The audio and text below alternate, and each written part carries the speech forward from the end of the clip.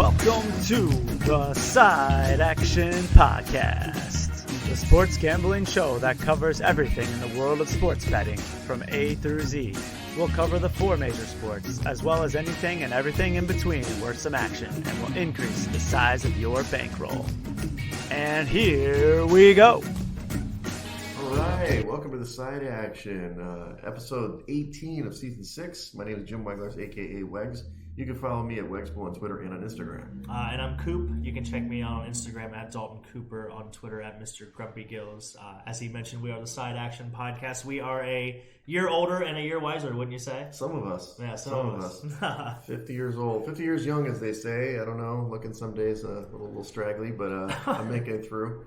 Had a big celebration yesterday with the family. Saw Aquaman. Okay. I barely can hear out of my ears right now. It is so loud in that Dolby experience. I've never done it nice. yet. Okay. The AMC. It's kind of cool, except it reverberates the chairs and stuff. It is so loud. Oh. And I'm not just saying it as an old man. Like everybody who went was like, "Wow, that's loud." And then we went to Russian Tea Time, which is it's a must. If you haven't gone, very good food. Okay. You don't have to do the tea service, but that's kind of what they're known for in the mid-afternoon. Nice. We went for the dinner. Food's exquisite. They have vodka flights as well. Delicious. Okay. So we had a good time. And but how was your Christmas? Is that comparable to the shot ski, by the way? Is that like the... Well, you could do 3 at the same time, but the idea is you do 1 at a time. Like you have a flight of beers, right. tasting. Yeah. It's kind of like tastings, but just shots of tastings. Of vodka in there. Okay. But it was good, yeah. It was. I mean, tea. that would be. I had a tea. I had a ginger, and I had a coriander. I think the tea is still the best one. Okay. Yeah, you can also they have the spicy ones too. There's like a jalapeno and a little peppery one. You're not or just regular. Okay, yeah, I was gonna say I would probably stay away. My insides don't like me enough as it is. But no, we had a good Christmas. I obviously went back to Ohio. Okay. I exchanged cars, so I sold my other car. Yeah, you said exchanging cars. With Christmas. Yeah, that was just a debacle. But no, I just didn't need it anymore. Obviously, living in the kind of the city. Okay. So. Okay. That's always a debacle. Anyway, we did the so Cooper Christmas. No, we have we have a car now. We've got a smaller Civic. We went from a RAV4 to a Civic. There you go. So, but we got to have a car payment to owning a car. So it's better situation. You have to fork out money. Yeah, I like it. We did the Cooper Christmas. That was fun. What about the bowling? Did you do a tournament? Yeah, we did that Sunday. So Saturday was Cooper Christmas. Cooper Christmas Saturday. So and then Sunday was the no tap debacle. Yeah, it was tough. Nobody bowled really that well. We got a bad draw in my opinion. You went for it. It was a good time. Got to get all the fam bowled together. So that was the camaraderie was the highlight of that day for sure. Of course. And then obviously we went out after that. We went to TJ Chum's. Somebody in the establishment was a Packers fan, was talking trash about Justin Fields, and Stephanie didn't particularly care for that kind of slander. Yeah. Talk, huh? So that was kind of funny. She started kind of getting all riled up like she does. And of course you have my mother there, and she's very similar, it was the bullish style, if you will. Okay. Yeah. So mother goes, "You want to take this outside?" And it was like 3 or 4 people. It turned around. It was really funny. Wow. Luckily nobody was hurt in the making of that film. So that was good. And it wasn't caught on video. No, I guess I should have been recording, but I was too busy laughing and trying to figure out what the hell was going on. Nothing like Christmas. It was Christmas Eve? Yeah, that was Christmas Eve, nice. So that was fun. Christmas spirit. Yeah, it was a good time. And then obviously we had Christmas, and then on my way back Tuesday, on Tuesday afternoon, I was looking all over Google before I left, but I was on I-65 North. Okay. I just stopped and gotten gas, and I can't remember the city, but I was like maybe 2 hours away from Chicago. Okay. Northern part of Indiana. Yeah, like Sherrillville or something. Yeah, and I think I was Lafayette was about maybe 30 minutes north of that, give or take. So I got off and got gas, and I got back on the highway. Well, when I got off and got gas and was pumping, filling the car or whatever, there was a one random police officer just goes flying by, just like hauling the mail. Okay. And then got on the highway, and I didn't think anything of it. And then I got back on the highway. They were throwing spike strips across southbound 65. What? There was like 3 or 4 cars. So I kept driving. I was like, holy shit. And then all of a sudden I looked to my left, and there was like 3 or 4 cop cars that had crashed into this Buick. and like all the cops jumped out, guns drawn, and everything. I was like, oh my god, like high-speed chase. Yeah, it was like Grand Theft Auto, literally right across the other side of the highway. Okay, you're going the other way, thankfully. Yeah, I was going northbound instead of southbound. Wow. But yeah, that was day after Christmas coming back. That was wild. It was probably like hot topic there. 12:30, 1 o'clock in the afternoon. A heist. Maybe it was a heist. I have no idea. I tried, like I said, looking for Google and everything, and they keep that out of the papers. Is that what it is? Yeah. Well, the internet is fast. Wow, so that's exciting. But yeah, that's been the week so far. Work's been pretty chill, so it's a nice little in between week that everybody. This should be mandated. If you're not taking PTO, you shouldn't do shit at work. Like, I mean, that's pretty much. Don't tell anybody. I mean, I know my boss is listening. I don't. Yeah, do much we are hundreds of thousands. I had lunch at Dom's Market with a friend. Nice. Sophia showed up. I did some emails today. I emailed some work emails. There you go. Yeah. I even did a form. Wow. Form. Yeah, I got a form completed. And form. All right. And that's it. But actually, we. I don't have to go into that. But anyway, there's some stuff at work. It's a tough time of the year. Let's just put it that way. Yeah. In real estate. But for me, like my niece's birthday was Saturday. Okay. We went to the old Warsaw. It's a Polish smorgasbord. It's like a all you can eat, buffet kind of situation. Okay. Good Pole food. Hell yeah. I'm all about the Polish and Eastern European food this week, apparently. Is there a favorite dish of yours? Well, okay, personally, I'm a potato pancake guy. They were very good. They were fairly crispy. They had pierogies, which are the dumpling. Yeah. They didn't have gołąbki that day. That's the cabbage roll. Okay. A little disappointed there, but that's okay. So I would say their best dish, probably the pierogies and the potato pancakes were their best efforts. They had some other things that were okay. They had some blintzes. I can go with the blintz. The kapusta, which is the sauerkraut. It wasn't as good as Grandma. I mean, Grandma's not like this. Grandma, fellow Cap, she's up in the heavens here. But so we did get basically the equivalent of the Russian gołąbki yesterday, the cabbage roll. Gotcha. I need to get more diverse in my European we got to get you. We'll take you to the Red Apple. That's up here on the north side. Okay. We'll take you. Because I've had pierogies before. I've had. Okay, good. Yeah, I've had the potato pancake. Latkes. Some people go. Yeah, and I think that's about as far as I've went. As far as I've traveled. The sausage wasn't bad. I know picked my daughter at the airport. She liked the sausage. Okay. She flew for 2 days straight, basically. She made it home. So she's here, thankfully. And then Christmas Eve, we ended up, we went to my aunt and uncle's. You have to sing for a gift. So we had a very huge spread of food. You have to sing a Christmas carol. You might have saw that. Me and my daughter singing a little bit last Christmas, the old Wham hits from the 80s. Okay. Yeah. And then I also got roped into singing another song with a gentleman. Did you get another gift for that? I did not. Oh. I did not. I did double duty just because, me, I'm going to be participating. Somebody wants me to be their duet partner, I'll be there. But yeah, I guess he'd be my cousin-in-law. I got him up there.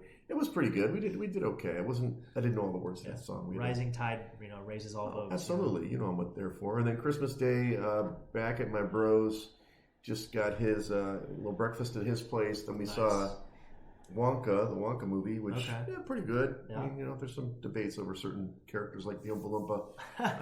Other than that, we had a nice time, and we went to Simon's. That's the most important thing. Okay. I don't know if you've been to Simon's yet. No. If you haven't, we'll go. It's the third oldest bar in Chicago. It's in Andersonville. It's a Swedish bar, cash only, great place. They serve glug. I think we talked about glug. Yeah, we did. Yeah. Spiced wine. We had a couple glugs, so.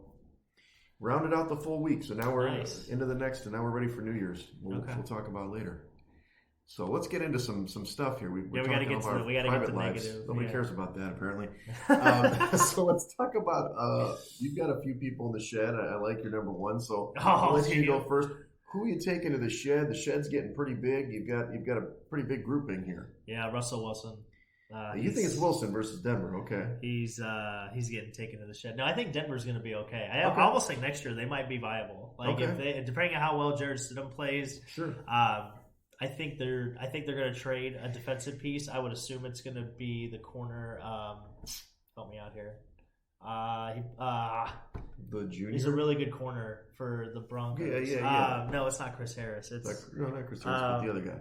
Man, why am I drawing a blank on this? He'll come to you. Yes, but I figured they'll trade him. Maybe San Fran's going to need a corner, and they've got they're going to have the 32nd or 31st or whatever pick they get. So, but no, Russell Wilson's out. Jared Stidham in. Probably the worst contract ever. Well, that's from an organizational standpoint. And I'm not refuting your choice. I just think Denver, they laid this bed, so now you're trying to get him to back off and his $37 million injury basically guarantee.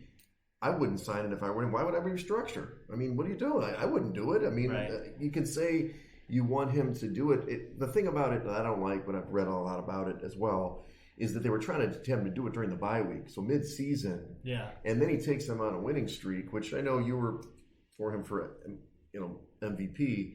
And I'm not just defending Ciara's man here. I just think it's a bunch of BS. The NFL doesn't have guaranteed contracts. You do have this guarantee for the injury thing for this guy, and now you're trying to get him to rewrite it, and then you're basically making him sit because of that. It's just a bunch of bullshit. If he was playing great, they wouldn't care. You know what I'm saying? That's all I'm saying.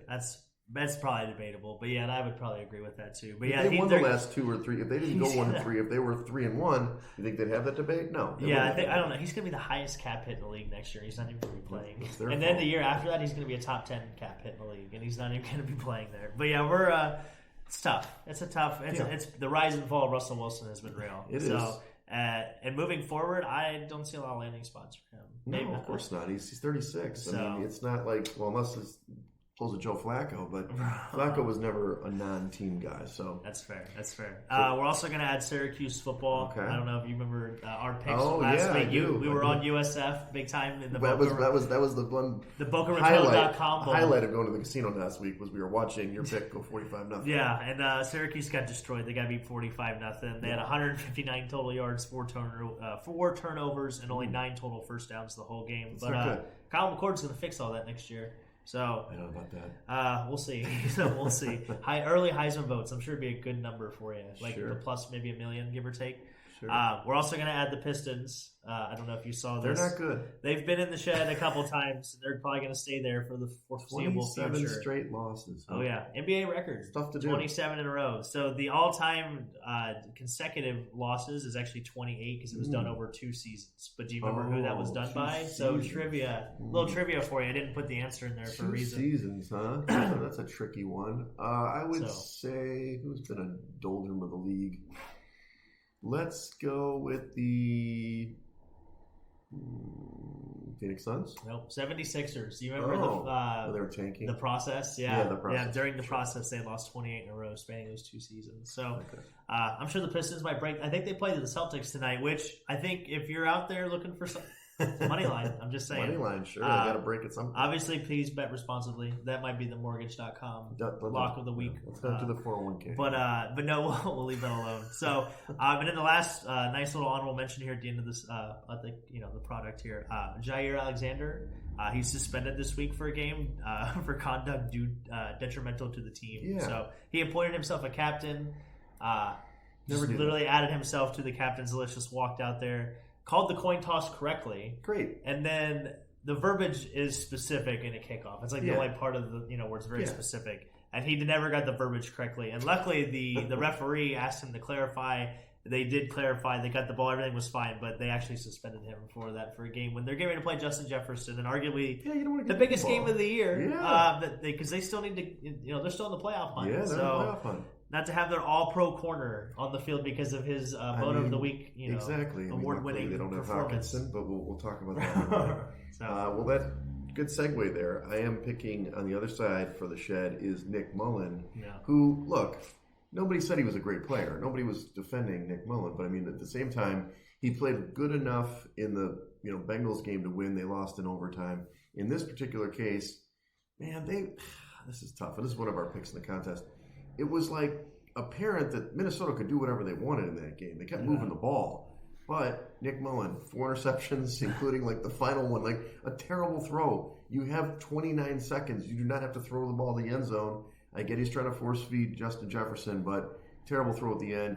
Nick, you're in the shed. You're not only in the shed, you're getting benched. We'll talk about that in a minute. So welcome to the shed. Get back to the bench, like where you belong. Yeah, you can hang out with Russell Wilson. Exactly. Yeah, those guys. I'm sure they can pull up and have a good time. Well, let's go more positive. Let's go Club Dub. I guess I'll go first since you've got a lot of people getting in there.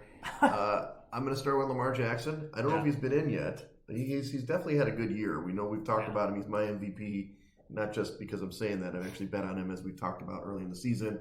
But look, he showed out. The San Francisco defense. Everybody's talking smack about. Well, I know the Baltimore was pissed off because they were at one point 6-point dogs on the road, went down to 5.5.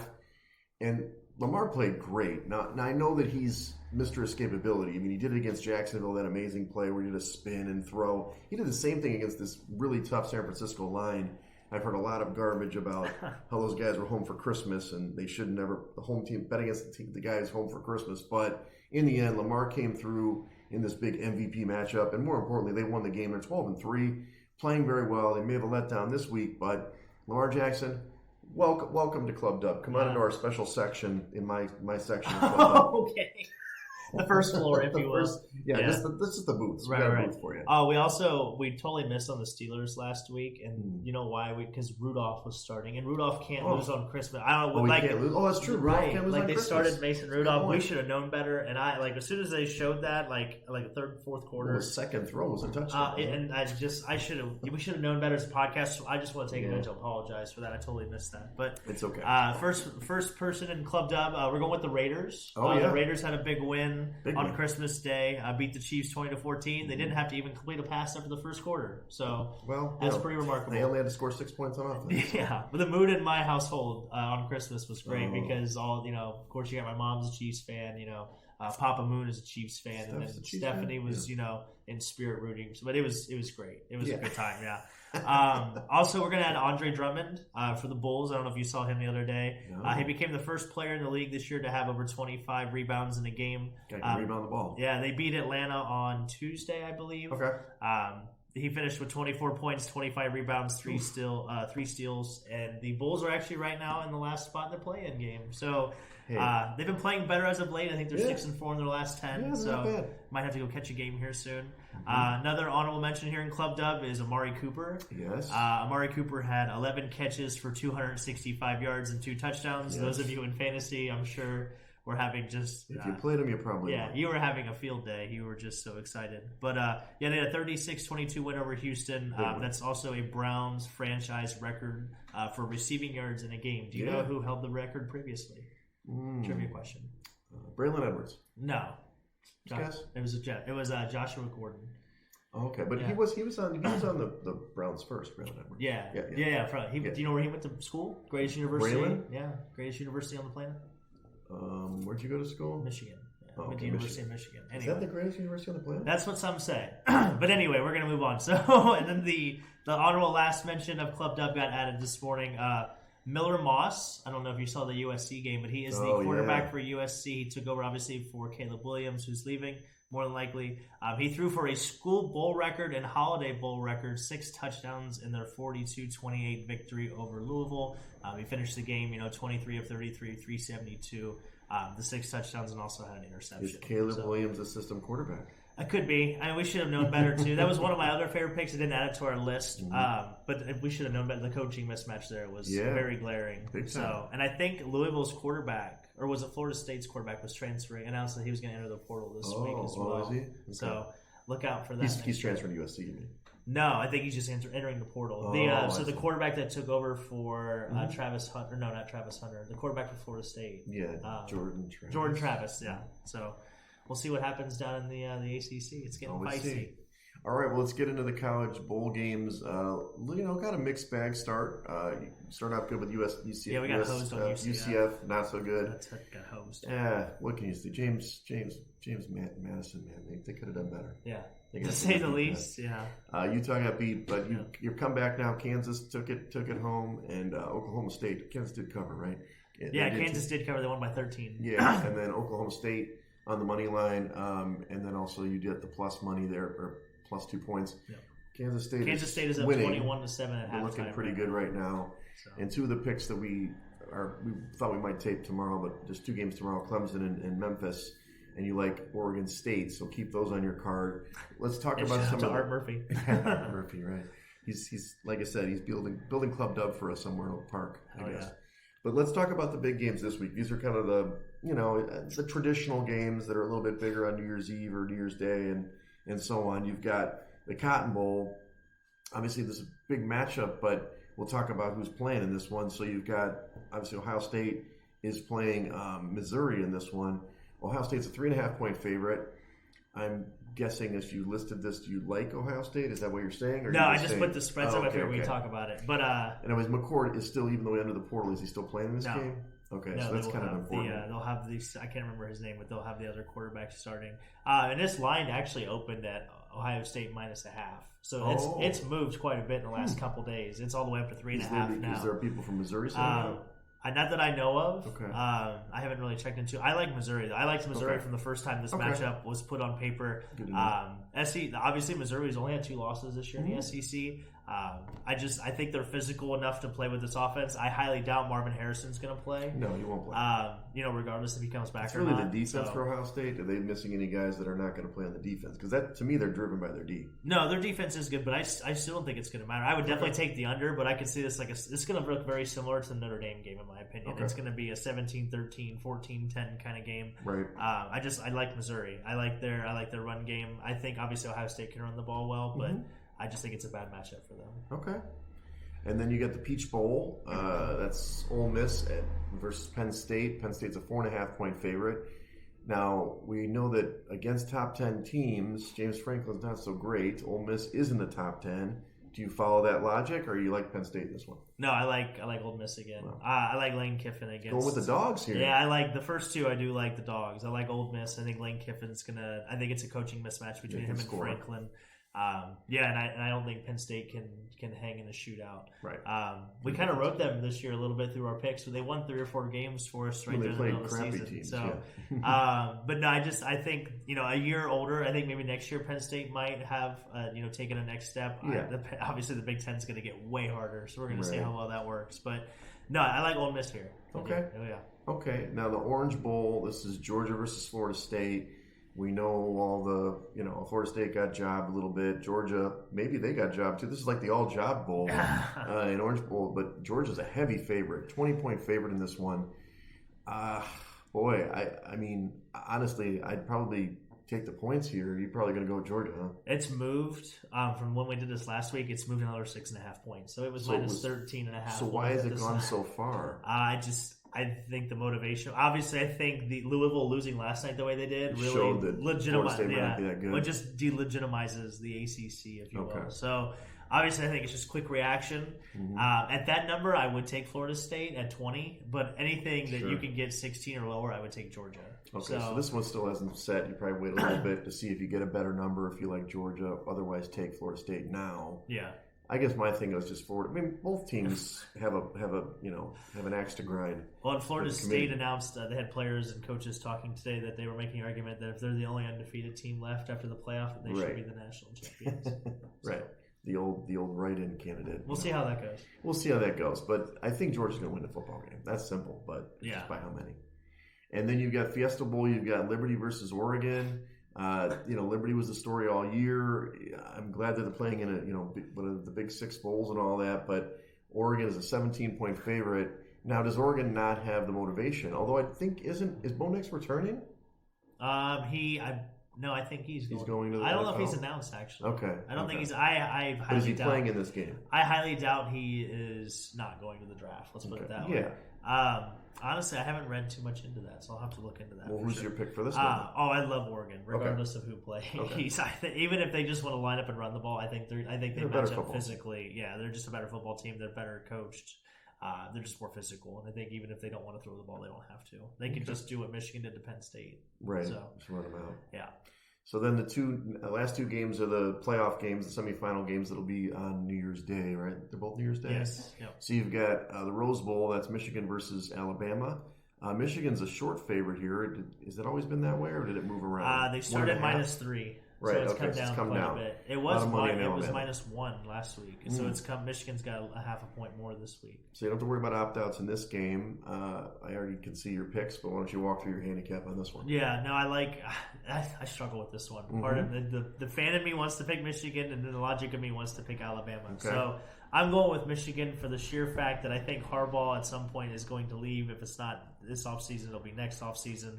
I think what's going to happen is he's going to, hopefully in a perfect world, he'd win the national championship, sign like a 1-year deal, transition into a new program, and the next year he goes to the NFL possibly. But I think either way he wants to win a national championship just because he's the Michigan man, if you will. So I think the mismatch, I guess with these two teams is the line play. Okay. Even though Zach Centers is out, which he's one of the best guards in the country, I still like Michigan's defensive line matching up with Alabama's offensive line. Okay. So it's going to be a low-scoring game in my opinion. Okay. I think J.J. McCarthy will make a mistake or two. Yep. And I'm sure Jalen Milroe will make a mistake or two. Maybe 24-20. I don't know what the over-under is. I would assume it's somewhere around 45. It's probably close to an NFL game. But I like Michigan maybe by a field goal. Okay. So I like, but again, I can see people picking Alabama. This one's I don't know much about it. I just figure Saban's such a good coach. I mean, but this is by far the worst. 45 is the total, by the way. 45. Okay. Sounds like so you like the under? Yeah, I like the under on that one. And this is a tough one. This should be the more competitive game in theory. So I'll go not against you. I don't know. I probably bet on this game. I haven't done much college all year at all. So. And then the second game is in the Sugar Bowl. This is Texas versus Washington. Oh, yeah. Texas is a 4-point favorite. Now, Washington hasn't gotten any shine. Like, nobody thinks they have a chance in this thing. So if you think you want to get any long shot to win the title, you bet on them, like in terms of their future. Because obviously, if they're the best number. But tell me why. I know you have Texas. Obviously, you love Texas for a lot of reasons. You've got some money on the line here. Yeah. But you just think they're the better football team. Yeah, from an offensive line and defensive line perspective, I've said it a couple times on this podcast all year that they are the best units and best combinations. They're very similar to the Eagles in the NFL. Like, they have the best line play. They can take that anywhere. They can run the ball. They can control the pace of the game, which is huge. The last couple of years, especially in college, you see Georgia winning national championships hand over fist because of that reason. Sure. Alabama going back to their heydays. So. I like Texas here. I don't know if I like the number of 4, to be honest. Yes. I could see it definitely being a 3-point game, maybe kicking one there at the end, or, it turns into from a 10-point game into a 3-point game kind of situation, backdoor cover. But I think Texas is going to win the game. Yeah, it's 63.5 point total, so it's different from the other one. And what I would say generally is that, to me, the matchup, I don't know that much about these teams, not as much as you, is that can the Texas defense slow down the Washington offense? Because I don't think Washington's defense has any great shakes. So they played good against Oregon, but they knew that team. Right. They're not going to know Texas. So the bottom line is, can the Texas corner stop those receivers? Probably. I too would pick Texas in this game, but obviously following more your thing, that 63.5, that's a shootout right there. Yeah, so that's a really big number. I hope it is like that, so we can watch some fun stuff. And so to review, I like Texas over Washington and Alabama over Michigan. I would pick Texas over Alabama in the end, not just to support you, buddy. But I think they already beat them once, right? And they're going to be better. So it sounds like you too would take Texas over Michigan in that. Yeah, so we'll talk about it more next week. Yeah, and I like Texas over Washington and Michigan over Alabama, and then Texas over Michigan. So I just like to maybe we'll throw a future out there, but we already have one. But it's always good just to see if we can predict it. So it wouldn't change for you Texas over Alabama either, right? If Alabama wins. I don't know. The revenge factor would be.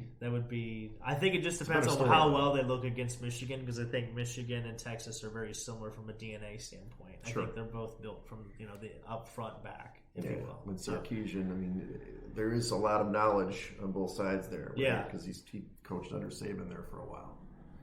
Okay.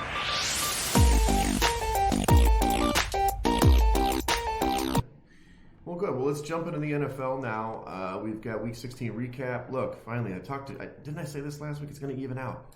Home and road teams, 8-8. Favorites versus dogs, 8-8. But what didn't even out was the totals. The overs killed it, 11-5 in this one. What's interesting, I heard a little bit on some of VSiN stuff that I've been listening to, is in those competitive games where the teams are, when people are all in, in those playoff matchups, points aplenty because they're just pulling out all the stops. So they're not really low-scoring games in those, kind of teams that are fighting for the playoffs. So just keep that in mind if you're going to bet totals in the last couple of weeks here. There were four games this week, which is unheard of usually, that did matter for the spread. So you did have to be on top of it if the spreads are getting tighter. Now, I'm not saying it is over, guys. Light a candle. I talked to Action on Saturday last week when I was driving home from volleyball. And it was like, hey, we were trying to avoid the consensus. So one of the things that Circa does is after the picks are made, they show what were the top 5 most picked games or most picked sides for the contest. we're like, oh, we got to make up some ground. Action's like, let's try to pick, away from the top 5. We did. We successfully did not pick the top 5 picks, but we went 1-4. And more importantly, the top 5 went 5-0. So we are 8.5 back. No. It's just for pride now. We'll pick a couple more times, and that's that. But we ended up going against some of the picks that I thought were good. I was gonna say we were on the Charger. We were agreeing. We were on it. Dead cat bounce, man. Yeah. Which again, we went with it, but we went with Buffalo minus 12.5. They did not cover. They almost didn't win the game. Yeah, they never. So the dead cat bounce worked again. It's just like yo-yo. It just works for it. So in this game, the Chargers played really well. They were, they looked good actually for once playing for the new coach. They lost 24-22. Of course, on the flip side, I think this, if I'm not mistaken, no, this wasn't one of the top picks, but we were going with the heavy favorites in all the matchups, which did not work out as well. No. But what can you do? I already mentioned the Minnesota game. Those 4 interceptions killed you. They lost 30-24 with the ball inside the 20. Again, throwing that ball. But the Bears, they came in. Yeah. They played well. They made it happen 27-16 against Arizona. They kind of bottled up Kyler Murray enough. And Fields looked pretty good. And then we went with 2 more heavy favorites with the Chiefs. You already mentioned them. They looked terrible and really lost the game in 7 seconds. I mean, those 2 plays, the one where they snapped the ball, I don't know, to Pacheco was a terrible snap, and then that gets to be a touchdown for the Raiders. And then very next offensive play was Mahomes throwing a pick 6, and that's all they needed. So Kansas City did not come in. And lastly, the Eagles, they were teetering like almost going to cover in this game, but that 12.5 was a big number. In the end, they won 33-25, but they didn't cover the number. So we did not do too well this week, Coop. So looks like you're doing quite well now. You're turning around. We're coming back to life. Yeah, so you got Washington plus the 3. By the way, this is the I know you didn't put the 401k on it, but this would have been my Atlanta game of the week. I mean, they were down 27-7 in this game, and they had them right where they wanted them. Right where they wanted. Put in Jacoby Brissett. That's what they got to do every time. They did it last week too. Yep. And they came all the way back to take the lead, 28-27. Now they did lose the game 30-28. What's his name? Legatron. Zerline kicked the game winner, 50-yarder. But I mean, watching what's his name, Saleh. Aaron Saleh was just like his face on the sideline. They were just giving up everything to Jacoby Brissett, but. The Washington did come in. That was kind of a miraculous cover in the end. Yeah, well, you live and die by the sword. Now, did you still stick with Dallas plus the 1 in the contest? Yeah, they should have won. I know they should have won. I was watching. They held Miami to 1 touchdown. Miami had no business playing that game. They played really good, but unfortunately they lost it at the buzzer. I think they couldn't get off the field in that last drive. They had 3 minutes and 27 seconds. Get a stop, you win. Couldn't do it. Tua just dink, and they got it down there and got the game winner. So good so you win. It was a win-win situation. It was a win-win. I think Tyrod Smith, if he plays in that game, I think the game looks a little bit different. Yeah, Tyrod Smith is key to their handicap. He's still not practicing and put on the injury report. About this one, the Patriots. This was fun. This was obviously the issue. The funny thing about this story is that Patriots ended up winning this game 26-23, but more importantly was my father, who's now a Broncos fan. Okay. Don't lose your allegiances, people. Stick to your teams. Right. My dad moved to Colorado many years ago. Now he's a Broncos fan. It's on Christmas Eve. I'm singing songs. Yeah. We're telling tales. We're having a good time. My dad won't stop texting about the game. I'm in a group text with like 5 other people from Denver, and he's like, "They look like crap." Da, da, da, da. And then when they took the lead, I'm like, "I'll be okay." And then they come back and tie, and then they lose. Yep. There were still texts going on Christmas morning. I'm like, Dad, give it up. The game's over. The fun part about this game, too, is I talked Caesar to taking the over in before it was. Oh, did he? Yeah, and he, we were at the bar watching it for a little bit. It was 7-3 at halftime, and then we left.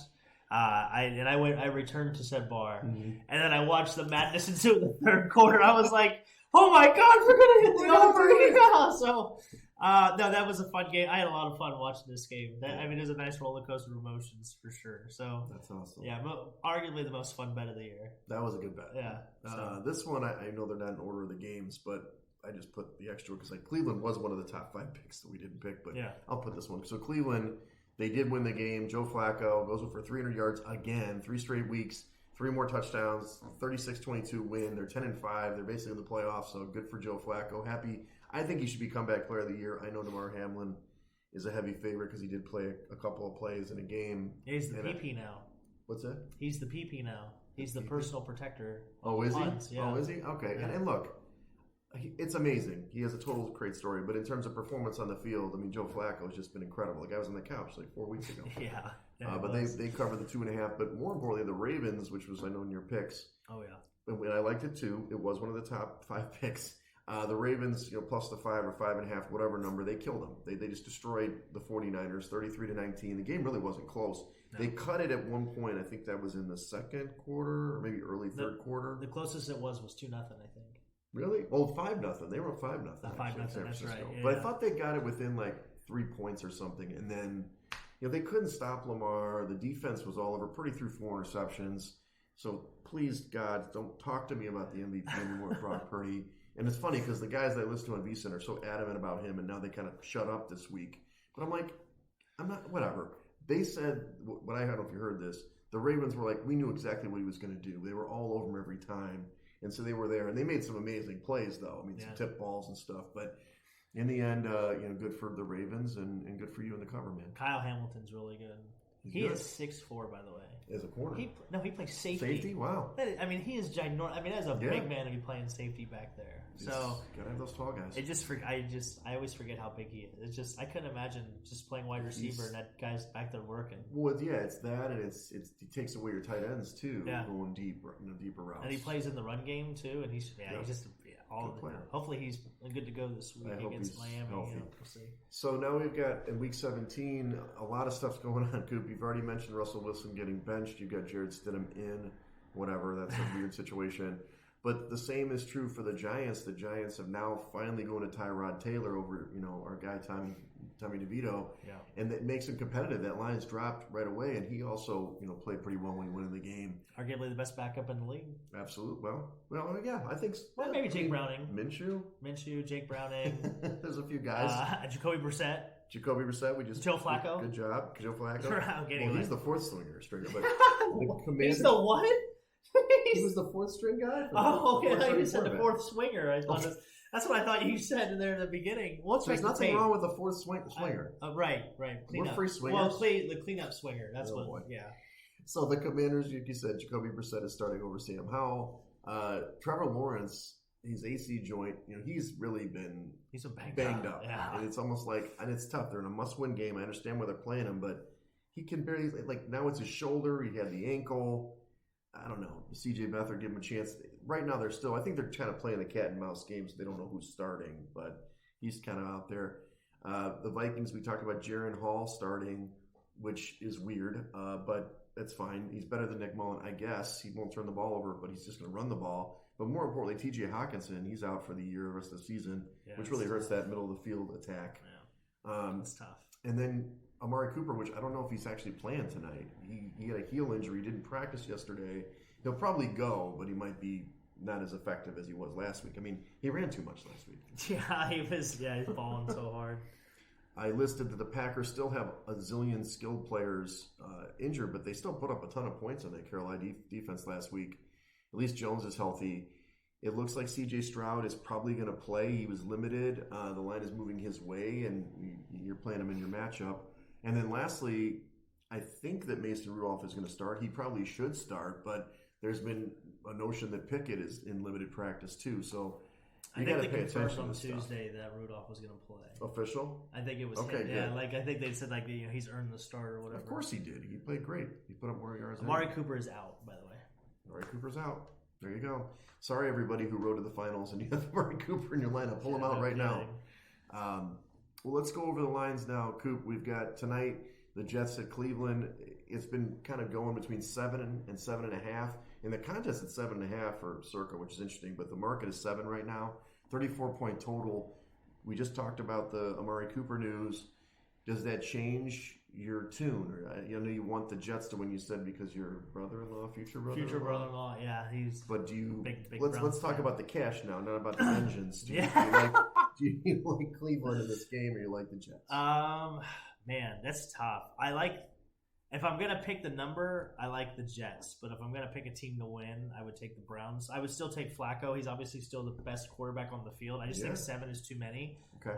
David Njoku is going to be the difference tonight. He's going to be the one with Amari Cooper out. He's going to be the one that's probably going to be the go-to guy, if you will. So if you're playing fantasy, definitely get that man in your lineup for sure. Yeah, but no, I hate this number at 7. You hate it? Well, be curious to see if the number with him out has dropped. Let's just take a look. Well, even with Amari Cooper in there, it'd still be tough. Because I'm going to say he's still going to draw Sauce Gardner. So yeah, that's true. That's a good point. I hear what you're saying.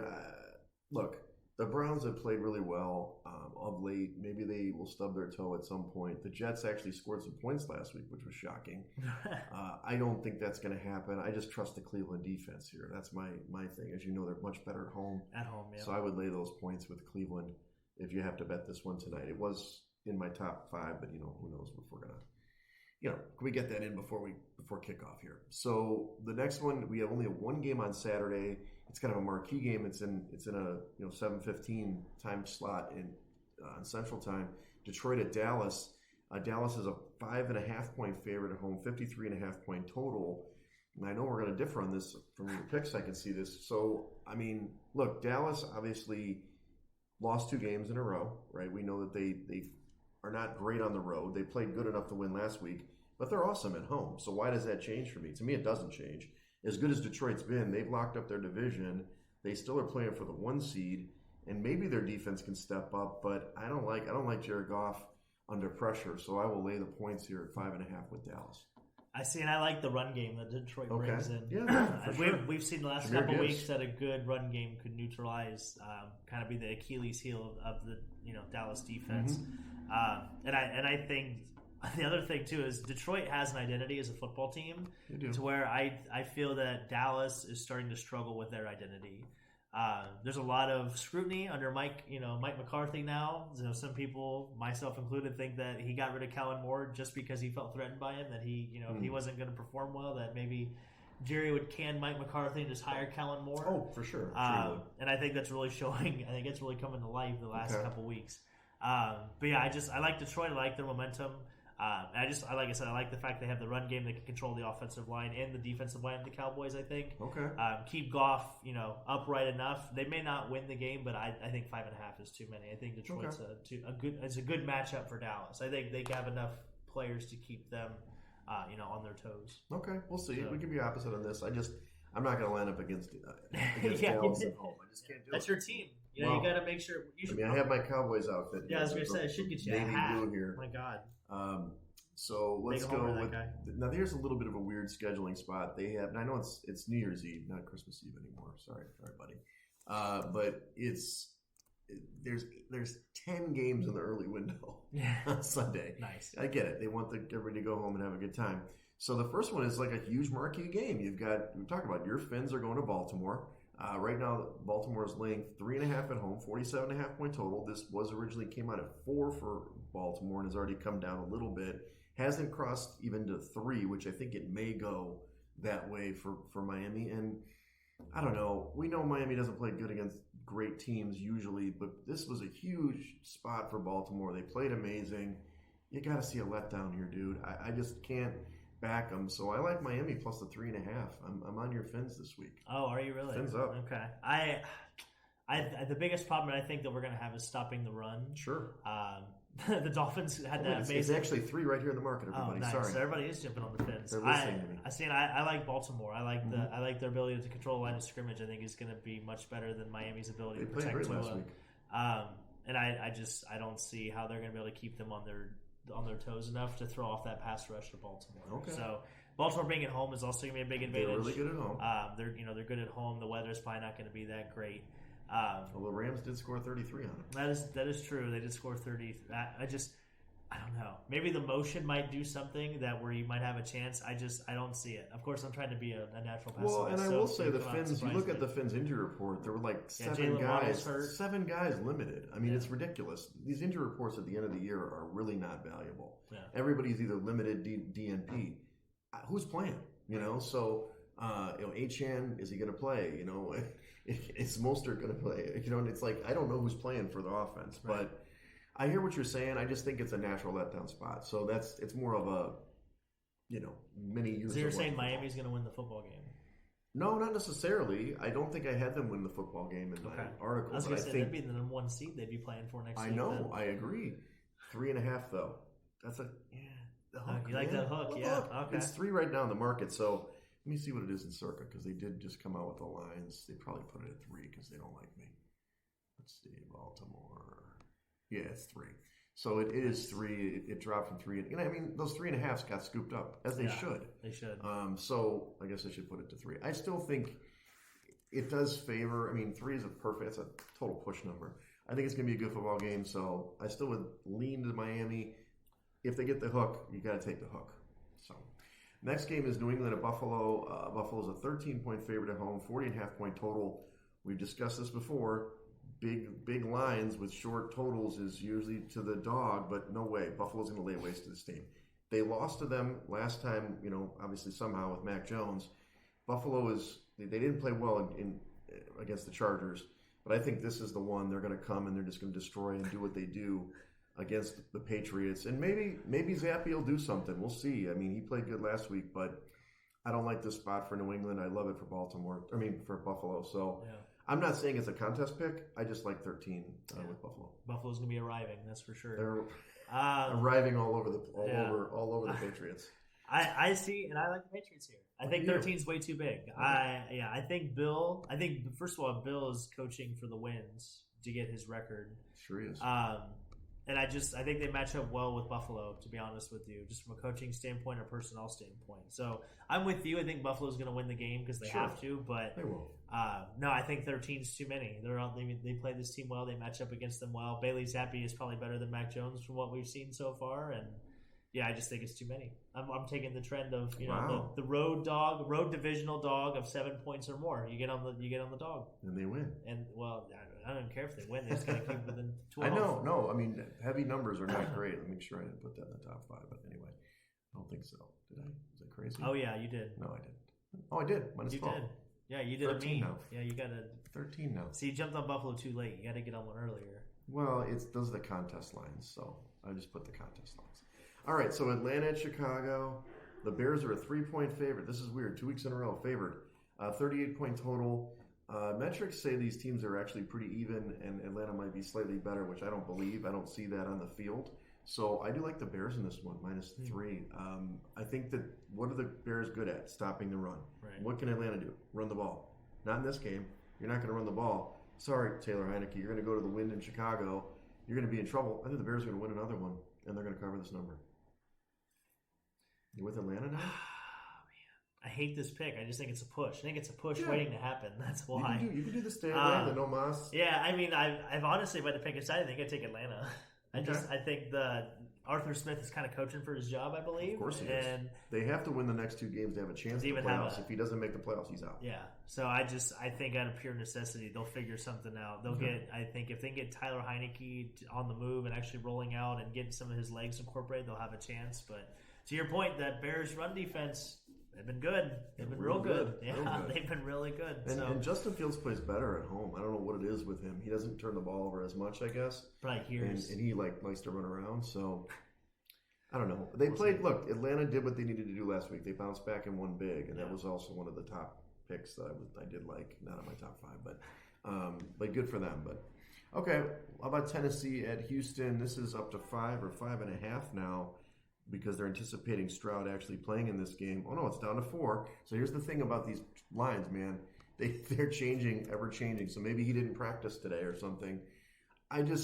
That's the reason why this is a total stay-away game, 43-point total. It's Tennessee or pass for me. I know Tennessee got the big win last week, right? They kind of surprised some people. No, they lost to Seattle last week. Oh, that's right. That's right. They lost by 3. They controlled the whole game and lost. That's right. My bad. Seattle actually covered that game, which was a weird one.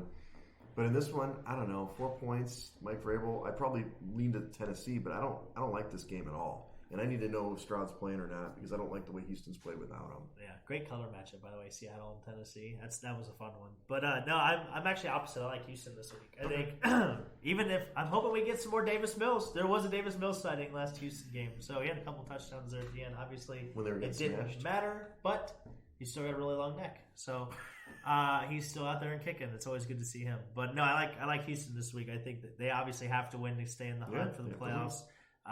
And Jacksonville is trending in the wrong direction. So somebody has to win this division. Okay, yes. And you think it'll be Houston? It could be. I think it could be Houston. So I think they have the momentum going in their favor, if that makes sense. So they're getting Nico Collins back. They should be hopefully getting C.J. Stroud back. But regardless, I think they can still beat Tennessee even with a backup. Okay, and cover the 4. Yeah. Okay. I'm telling you, stay away from this one. All right, so now speaking of the AFC South, you've got the Raiders are going to the Colts in this one. The Colts are 3.5-point favorite at home, 43.5-point total. Man, I mean, the Colts, they've had golden opportunities. They could have been in the lead of the division if they kept, closing these games. They're not doing a very good job right now.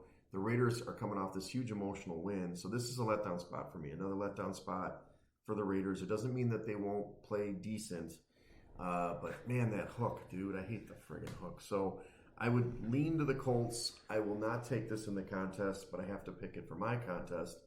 And I don't like, whatever, man. I love Indy. You love Indy? I love Indy. Yeah, they're going across the country at 1:00 off the biggest win of their season. I agree. It's a letdown spot. They didn't complete a pass after the second quarter. I know this. Or after the first quarter, forgive me. Yeah. Anyway, no way. I mean, the coach was crying. I mean, I like him. He was crying. Hopefully they do hire him. Damian Pierce. No, not Damian Pierce. Antonio Pierce at the end of the season. I do think he'd be a good culture fit for them. Oh, yeah. Because they played the exact game that he said they were going to play against the Chiefs. It's going to be physical and everything. Yeah. So I think he's a good culture fit. I just like Indy here. Yeah. I like the run game matchup. I think Jonathan Taylor's going to have a big day. There you go. Mo Alley Cox is probably going to score a touchdown. If you're taking a touchdown score pop, that's who I like. So, I love Indy here. You can tease it all the way up to 6.5 if you want. Okay. Yeah, I mean, it's into your pass spot. All right, so Carolina at Jacksonville. This is another one. Who's going to play? Is it going to be C.J. Beathard or not? But who's your quarterback? Yeah, I know. I thank God I'm not in the fantasy championship with hoping that I can get somebody here. But Jacksonville's a 6-point favorite at home, 38-point total. It's a must-win game for Carolina. Right. It doesn't matter if Carolina wins. They have no picks. But the Jags, they got to win. 6 points? Damn. They're terrible at home. This team can't win. These guys. Which home? They have 2 homes. That's the thing. Well, we know they're at home in London. They're great. The London Jaguars are amazing. No, not in Jacksonville. So I can't back the Jags, but Carolina gives me heartburn. I'm glad that they covered last week against the Pack. So maybe they should, from now on, the Jacksonville should play at the 1:00, the London slot, if that makes sense. Yeah. So what is it, 6-hour difference? So they should play at 5 a.m. Yeah, they should play at 5 a.m. Yeah. That way they're playing London time with what they're used to, because apparently that's got the key to this team or something. So I just don't like their defense too. Although look, Bryce Young finally had a good game against the Packers defense. I don't know how that everybody has a good game against Packers lately. Defense. Apparently they stink now, but Jacksonville's defense isn't very good either. They're more like Swiss cheese. You know what I'm saying? We love those cheese. A lot of holes in them. So. That's right. No, I'm with I think 6 is the perfect number. Yeah, it's a good number. I hate it. I think 6 is the number. If you'd put a gun to my head, I'd have to take Jacksonville. Hopefully that Trevor Lawrence plays. If Trevor Lawrence plays, this will probably be a 10-point game, I would think. Yeah, it'll probably go up. And Travis Etienne should have a big day on Sunday as well, because again, it's more efficient to run the ball on the Panthers every down than it is to pass the ball every down against the Panthers. So that's why. Thank you, Aaron Jones. My team's eliminated, and you have a great game. Yeah, but it's 6.5. I mean, it's still. What is the contest line? We're gonna play Travis Etienne against the Carolina defense this week in fantasy. Oh yeah, you absolutely should. If you're playing DFS out there. Yeah. I don't love it, but again, you got to wait on the Lawrence news for me in this one. How about this game? The Rams at the Giants. This game has gone yo-yoed back and forth. I think it was 6 or something when it opened, down to 4.5 yesterday, and now up to 5.5 for the Rams on the road. 44.5-point total. It's all because Tyrod Taylor, who makes them a professional football team. I mean, no offense to Tommy DeVito. You were in Club Dub. I don't know where you are right now. Maybe you're busting tables or something. But now you've got. The Rams are playing great. They're playing awesome. The problem is it's a pretty big spread on the road, and I don't love it. So, the money's all on the Giants, which tells me that you should bet the Rams. And I originally loved the Rams, but I didn't get it on it at the 4.5, and this 5.5 makes me a little squeamish. So, it's Rams or pass, but I don't love it. No, I like the Rams.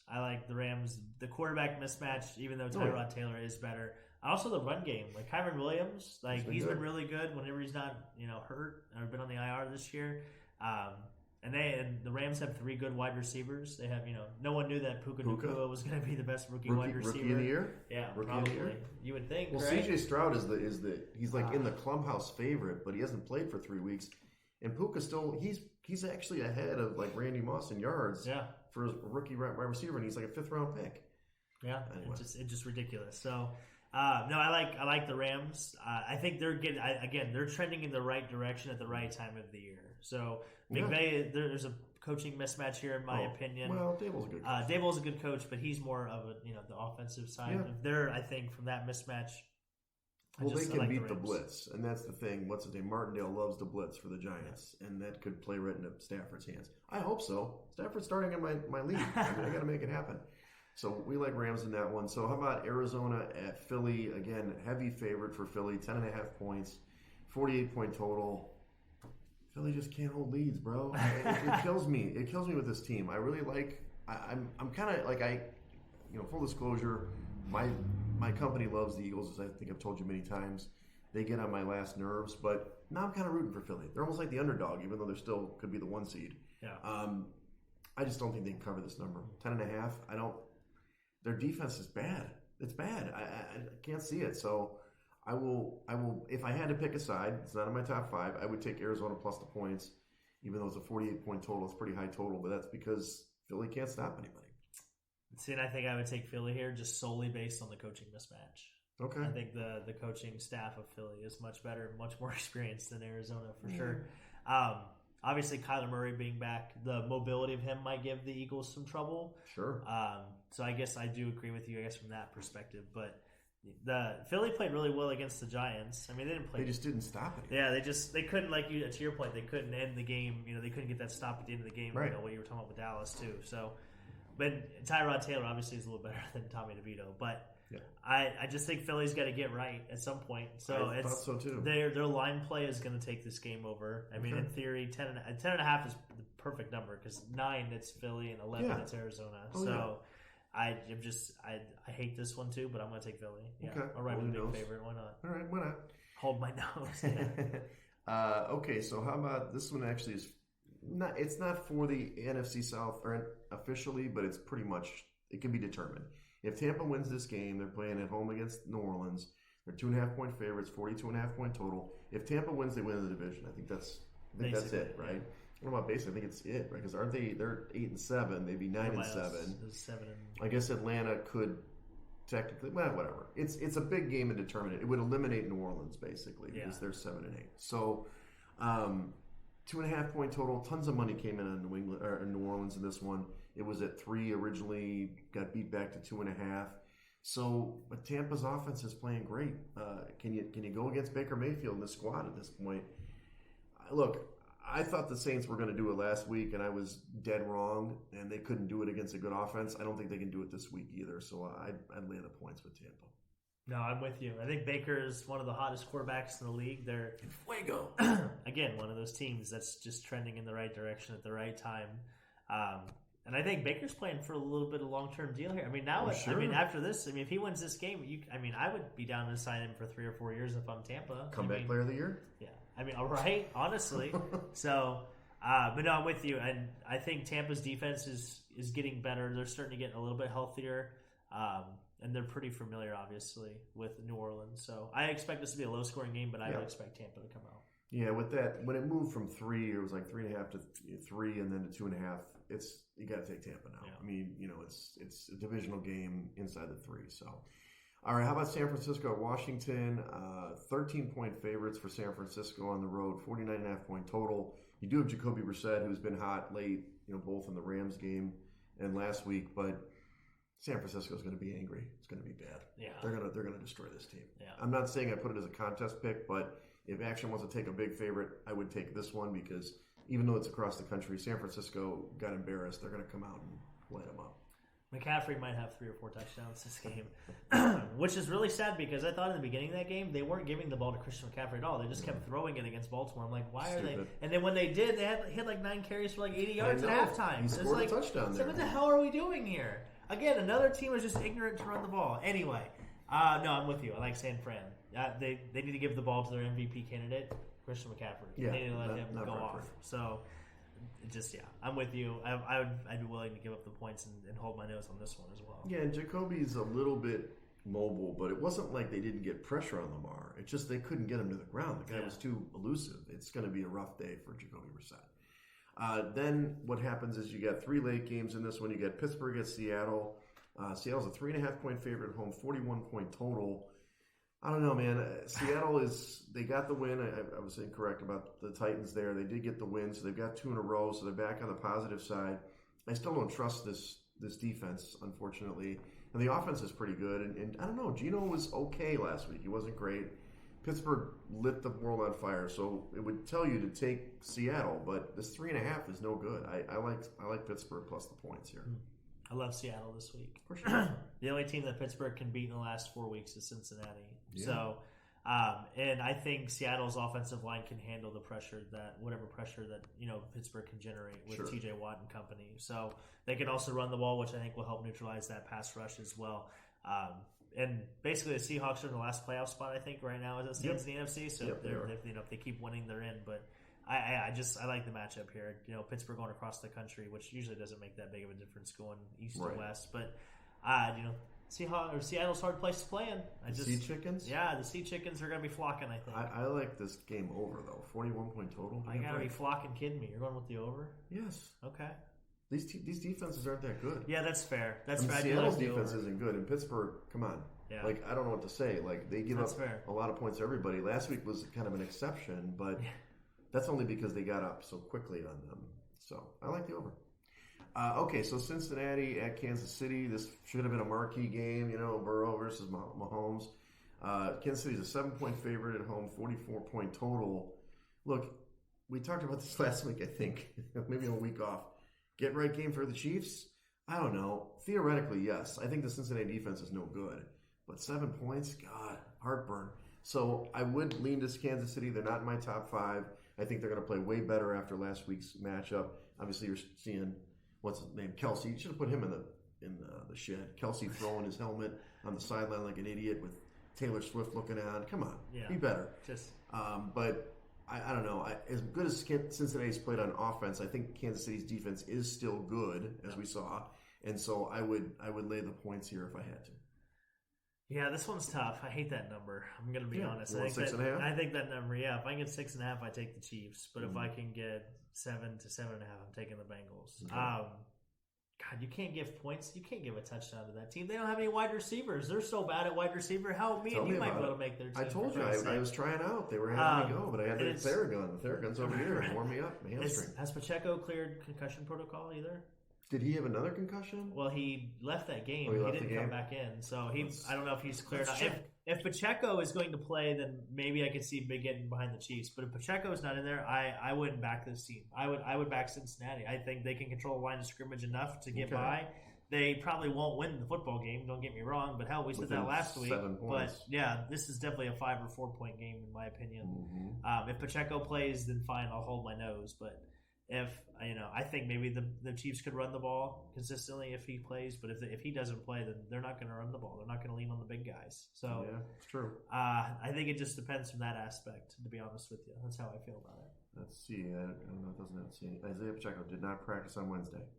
Okay. That's all it says. So he's questionable. He's questionable. So Pacheco goes, all right with the Chiefs, but Pacheco doesn't go up with the Bengals.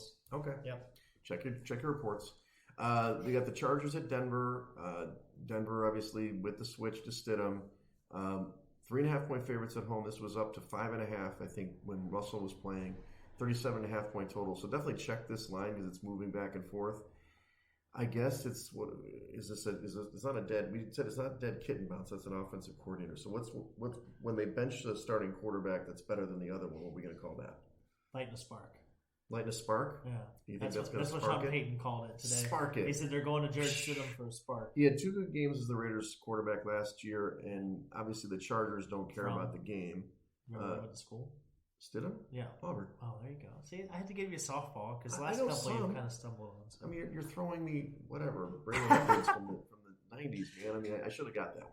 But which one of us is 50 again? It's me. Oh, okay. Sorry. Which one watches professional football? Oh, okay. So anyway, they're just kids, okay? You only appreciate them when they make money. I appreciate them as just athletes, because they play for the love of the game. I can't determine whether Denver whether this is a good or a bad move. I don't know if the whole locker room was against Russell or not. I can't really tell. I just think that Sean Payton's an a-hole, and so I think it could be bad for them. Actually, this move. Really? In the end, I can't lay 3.5 with this team. Their defense sucks, and I know the Chargers are maligned and they stink. They've got a terrible quarterback in there. Forget it. I'm not laying this number with Denver. So if I have to do a stay away game of the week, that's what I do. Otherwise, I'd play the Chargers. I would lay the number with Denver. Yeah, again, huh? Sean Payton. Well, you did Patriots. Sean Payton against who cares? Who? The backup dead cat bounce guy. No. Well, yeah, exactly. He doesn't even know who the head coach is. So I think it's a mismatch. Sean Payton's going to figure out a way, and plus now he has to start figuring out to show the promise of the years to come. He's got to figure it out at least for the next two. Well, Jared Stidham isn't the answer though. But he's got to figure it out. So I think this is definitely a spot where he's gonna. This is gonna be a Sean Payton game. He's gonna do trick plays. He's gonna do onside kicks for the kick. I know, but I don't think it matters. I don't think their team's that good. Their offense is decent. I'll call Papa Wags and we'll get him. Call Papa Wags. He's all over Denver. I'm sure he loves him because he knows better this game.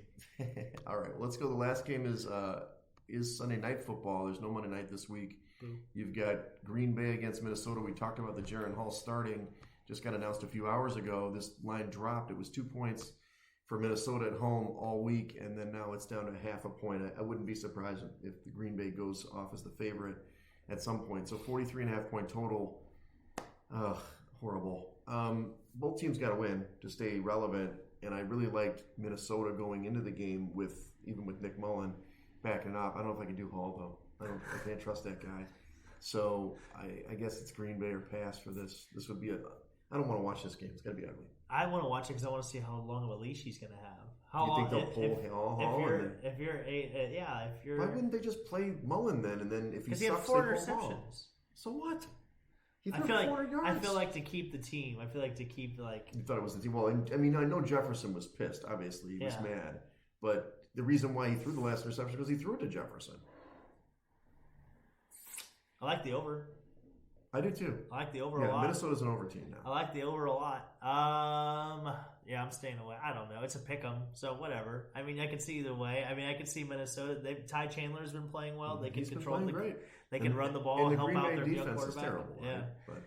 So, gag. I don't know. This is awful. It's going to be like a 30-27 game. Look, I mean, Flores has done a really good job defensively. I was a little disappointed with what happened last week, but of course, then again, Mullen kept giving the ball back. If they couldn't keep it, but they weren't stopping. The time of possession Detroit. was I'm going to say time of possession was so in favor of Detroit. Any defense would have not played well. Aaron Jones game again. Maybe he's only had 2 all year. One was week 1 and one was last week. So. Minnesota, final answer. All right, there we go. Thank you. Okay, so here's my top 5. Again, there's no game Monday night, New Year's Day. Oh boy, we got to get this podcast done. So we've got Buffalo minus the 13. I like them in that one to destroy the Patriots. I know we're against each other there. I like Cleveland tonight minus the 7. Dallas minus 5.5 against Detroit. The Bears minus 3, and Miami plus 3.5 in this one. What about you? Yeah, for Beaver Nation this week, we're going to take Houston minus the 5. We're taking Tampa Bay minus the 2.5. We're riding with Seattle at minus 3.5, and we're going to take Detroit on Saturday plus 5.5. Button heads on that one. We should watch that one. Yeah, big David Montgomery game. Yeah, it could be. To you live. Could be. So we have Hamlin Saturday. So after Hamlin, we can get together. Oh, okay. Yeah. Okay, I'm going ice skating. Ice skating on the ribbon with Sophia and her boyfriend. Met him yesterday too. It was big. He's a nice kid. And so we're hitting the ribbon from 5 to 7. But after that, what time is the game?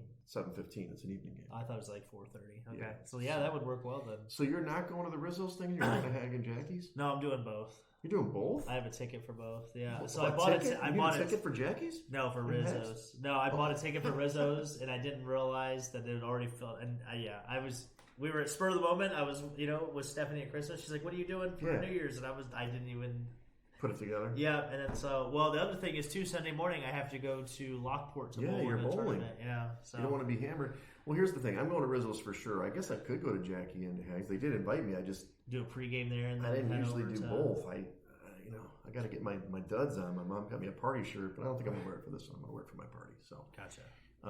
I am playing at Progression both on Saturday and Sunday. Luke is finally off the IHAR, so he's going to play on Sunday. And then U.S. qualifier. Oh, that's U.S. Open qualifier. Yeah. So, but then you also have Tuesday night bowling. Is this we're coming back the end of the quarter, or are you still? No, we've got a couple more weeks. Unfortunately, I won't be there for the last week of the third or second quarter. I'll be in Columbus for work. I think it's like the 21st or 22nd. It's the week after we come back from Gulfport. Right. So.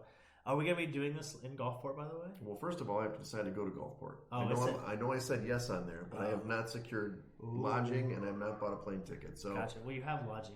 We have a whole big house. I heard there's a couch for me, but more importantly, I have to decide if I can pull this off. Yeah. I mean, this is so far away from me. No, I should do it. I know people bought their tickets, but yeah, we really would miss you. If I go to Gulfport, we can do the podcast at Gulfport. Yeah, of course. Wouldn't that be fun? That'd be a fun little on the beach, live from the beach. Yeah. Oh man, I'm seeing this. I'm telling you, that's gonna be like playoff week too. Oh yeah, it's the playoffs by then. That'd be Man. It's usually the divisional round, I think. So. Well, what are we doing? Come on. Well, okay. Don't put me on the spot. Don't put me on the spot. We don't even have listeners right now. Nobody's shining in.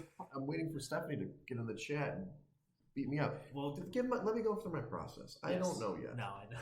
I would like to know if I win my fantasy league, for example. Okay. If I win my fantasy league, that's $1,400 versus $600. Nice. That's the trip right there. There it is. Give me a chance. Wow. All right. Well, hey, follow us on Side Action Pod on Twitter and Side Action Podcast on Instagram. Follow me on Twitter at Wegspool. At Wegspool on Twitter and on Instagram. Yeah, and you can check me out on Instagram at Dalton Cooper. I'm Coop, by the way, and you can check me out on Twitter at Mr. Grumpy Gills. Again, we are the Side Action Podcast, 1 year older, 1 year wiser. And come out and join us, by the way, for Wegsy Pooh's birthday, if those of you have. Yeah, the millions of listeners are welcome to come to Four Shadows next week. We'll talk about that next week on the pod. But Rob, I know you're listening. We communicated today about the package. I did buy your present today, too, so you're going to love it. Oh, thanks. Yeah. I appreciate that. Absolutely. Your presence was presence enough. But anyway. Yeah. All right, everybody. Good luck this weekend. That's a wrap for this episode of the Side Action Podcast. We appreciate all of your listens, and thank you for joining us. We'll see you all again next week on Thursday for some more hot picks and side action.